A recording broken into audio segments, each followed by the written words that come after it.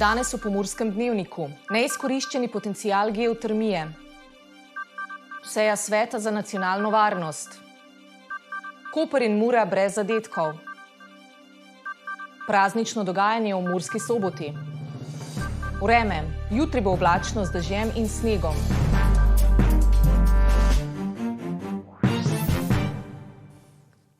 Spoštovane gledalke, cenjeni gledalci, lepo pozdravljeni. Geotermalni potencial Slovenije je velik, a ga le malo izkoriščamo. Zato bodo s projektom Infogeotermal olajšali uporabo te energije in spodbujali njeno rabo. Tako da projekti ne bodo več obtičali v predaljih, so zagotovili sogovorniki na konferenci o spodbujanju rabe geotermalne energije, ki je v sredo potekala v Beltincih.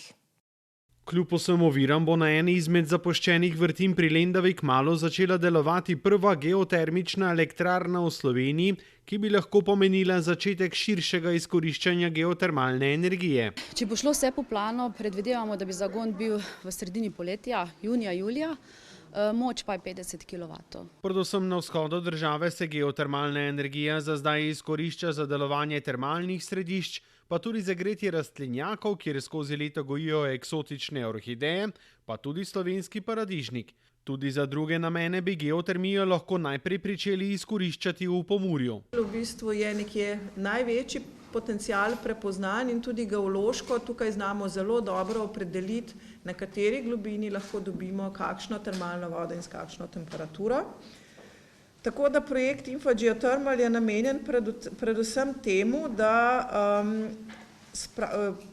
damo v javnost vse razpoložljive informacije o tem potencialu. Da torej, ko neka občina razmišlja, da bi šla na prehod energije iz fosilnih v obnovljiv vir in če ima pri sebi geotermalni potencial, torej geotermalne vodonosnike, da lahko že ve, kako globoko bi morala v bistvu vrtati in kakšen vir je pričakovan in ga bo dobila.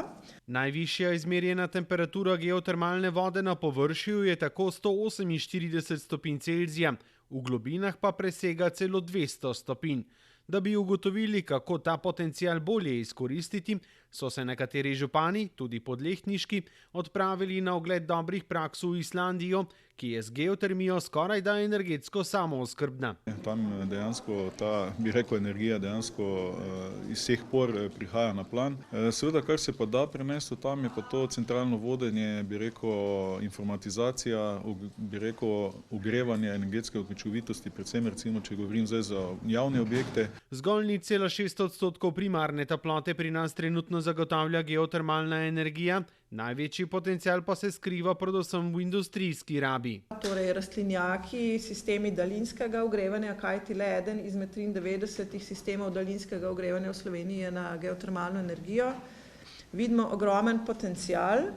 Razloge za neizkoriščanje potenciala gre iskati tudi v tem, da geotermalna energija ni zastonj, saj ob koncesijah zahteva tudi visoke stroške delovanja zapletenih sistemov. Specifika toplote v primerjavi z elektriko ta, da ne moreš enostavno na dolge razdalje prenašati. Jo je treba optimalno v relativno ozkem krogu porabiti. Prav zato strokovnjaki nestrpno pričakujejo rezultate pilotnega delovanja prve geotermične elektrarne pri nas, kjer prenos geotermalne vode ne bi bil potreben, saj bi proizvajala elektriko.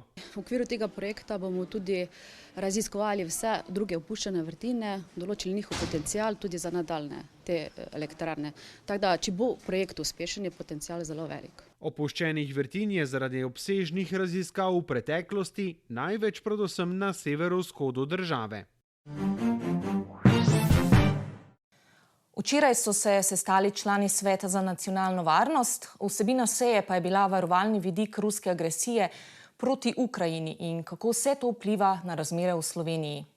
Čeprav se je na neformalnem pogovoru srečal že 16. novembra, pa se je včeraj na prvi redni seji v tem mandatu sestal Svet za nacionalno varnost, ki ga sestavljajo predsednik vlade, ministri za obrambo, notranje zadeve, zunanje zadeve in infrastrukturo ter predsednik Slovenske obveščevalno-varnostne agencije. Osrednja tema je bila nadaljnja agresija Rusije, ki želi izčrpati voljo do obrambe Ukrajine in tudi celotno državo. Zasedanje je potekalo v širši sestavi. Udeležili so se ga tudi predstavniki političnih strank v državnem zboru in predsednik Pahor, ki meni, da so ravnanja naše države glede vojne ustrezna. Smo bili enotni v oceni, da dokler ima ukrajinsko ljudstvo voljo do vojaške obrambe, je naša moralna dolžnost, da jih potem podpiramo. In da nimamo nobene pravice, da bi jih silili v rešitve, za katere se sami ne strinjajo. Predsednik vlade je sporočil, da čeprav so razmere v Ukrajini kritične, v Sloveniji ne zaznavamo povečanega obsega tveganj ali ogroženosti. Poudaril pa je, da se na seji soglasno sprejel sklep o seznanitvi s širšimi posledicami ruske agresije nad Ukrajino. Zdi se mi pomembno, da skrbno varujemo enotnost, politično enotnost navznoter, glede našega odnosa do ruske agresije na Ukrajino in seveda, da smo del enotnosti zahodnega sveta pri soočenju z temi varnostnimi, političnimi, gospodarskimi in drugimi grožnjami. Slovenski politični vrh je enoten pri odločitvi, da Ukrajini izreka najvišjo podporo pri vojaški obrambi, tako da bo Slovenija sodelovala v programu vojaškega urjenja ukrajinskih sil. Slovenija je do sedaj že pomagala v Ukrajini in to predvsem z oklepniki. Razmišlja pa, da bi šla še korak dlje in sodelovala pri obnovi raketirane infrastrukture. Po reprezentančnem premoru je Mura v sredo prvenstvo nadaljevala v Kopru, kjer je obračun ekip z vrha lestvice postregel s trdo tekmo, s trdimi obrambami in malo priložnostmi. Na koncu pa sta ekipi dobili vsaka po točko. Z njo je Mura na drugem mestu ujela Celjane, ki pa jih tekma tega kroga, to je obračun z vodilno Olimpijo, čaka v četrtek. V prvem polčasu so bili dejavnejši nogometaši Mure, toda prave nevarnosti za domačega vratarja ni bilo. Dardan Šamanhadža je v uvodu dvakrat prodrl v kazenski prostor, a ni imel končne rešitve za strel. Po napaki domače obrambe je do strela prišel tudi Amar Beganović, a je bil tudi daleč od cilja. Podobno pa je bilo ob dveh akcijah Murašev ob koncu polčasa. Koprčani so v drugem polčasu vendarle zapretili, a je vratar Mure Klemen Mihelak bil uspešnejši s svojimi obrambami. Tik pred koncem tekme pa so imeli žogo za vse 3 točke še Muraši. V 88. minuti je namreč Martin Šroler nenadoma udaril z roba kazenskega prostora, žoga pa je zadela vratnico in se odbila nazaj v polje. Mislim, da kar pošten remi, Koper se je ustvaril svoje priložnosti. Tudi mi smo imeli nekaj vratnico na koncu, ampak mislim, da je rezultat popolnoma realen, glede na dogajanje na igrišču, glede na kvaliteto ekipe, res tudi pogled na lestvico je nekako celotna zadeva današnjega večera popolnoma realna. Prvi polčas smo bili taktično zelo disciplinirani, tako ko smo imeli žogo, kot ko je nismo imeli. V tem smo nekoliko popustili v drugem polčasu. Namesto, da bi to nadgradili, smo malo popustili, verjetno tudi se poznale te bolezni igralcev, kajti praktično polovica prve ekipe je zbolela v tem odmoru, nekoliko moči je zmanjkovalo, želeli smo več, želeli smo si zmagati normalno, vsako tekmo želimo, ampak na koncu moramo biti zadovoljni tudi z točko. Smo zadovoljni, jaz sem zadovoljna z niclo, ampak nismo glih zaradi rezultata. Pričakovali smo 3 pike, nismo. Vstopili smo v svež in hkrati zadnji mesec, ki že pregovorno prinaša obilico pestrega dogajanja. Ker so bili minuli leti družbeno precej zadržani, nas je zanimalo, kaj vse nam prinaša letošnji december. V studiu se nam je pridružila Polonca Đurek Zavoda za kulturo, turizem in šport Murska Sobota, ki nam je nekaj več povedala o prazničnih dogodkih v mestu. Poglejmo izsek.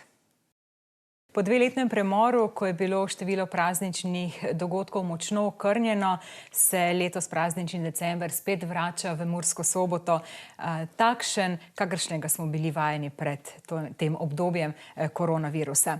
To pomeni drsanje, topli napitki, praznične dobrote, pravljice v pravljični deželi, pa božični sejem in pa številni koncerti. 5. decembra se prižgejo praznične luči v mestu in to je tudi dan, ko bo začelo obratovati drsališče.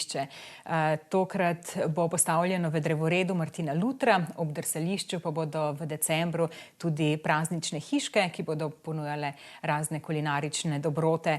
Manjkali ne bodo topli napitki, tudi ulična hrana, tako da bo pestro. Tudi tokrat ob drsališču pripravljamo številne koncerte. Pripravili smo res izvrsten glasbeni izbor, ki pa bo popestril dogajanje tako na kot ob drsališču. Za konec pa še preverimo, kakšno vreme se nam obeta jutri. Danes smo imeli deževen dan s temperaturami okrog 4 stopinje Celzija. V Krajinskem parku Goričko smo opoldne namerili 3, ravno toliko tudi v Radencih, medtem ko je bilo v Murski Soboti in Lendavi 5 stopinj Celzija. Po noči se bodo padavine prehodno spet nekoliko okrepile. Najnižje jutranje temperature bodo od -1 do 2, na Primorskem okoli 5 stopinj Celzija. Jutri bo oblačno, padavine bodo dopoldne od juga postopno ponehale. Burja bo oslabela. Najvišje dnevne temperature bodo od 0 do 5, na Primorskem do 10 stopinj Celzija. Najnižje jutranje temperature bodo v severovzhodni Sloveniji, v Murski Soboti in Mariboru okoli 2, toliko pa naj bi bilo tudi čez dan. V soboto bo oblačno, padavine se bodo dopoldne od juga razširile na vso Slovenijo. Po nižinah bo sprva večinoma snežilo, ponekod na jugozahodu bo možna tudi poledica. Na Primorskem se bo krepila burja. V nedeljo bo oblačno, občasno bodo še padavine. Po nižinah bo deževalo. Temperature v naših krajih se bodo zjutraj gibale od 2 do 4, čez dan bo okoli 4, v ponedeljek tudi do 10 stopinj Celzija. Toliko za danes v Pomurskem dnevniku. Več informacij o dogajanju v Pomurju pa najdete na naši spletni strani www.tvideja.si. Ostanite v naši družbi in nasvidenje do jutri.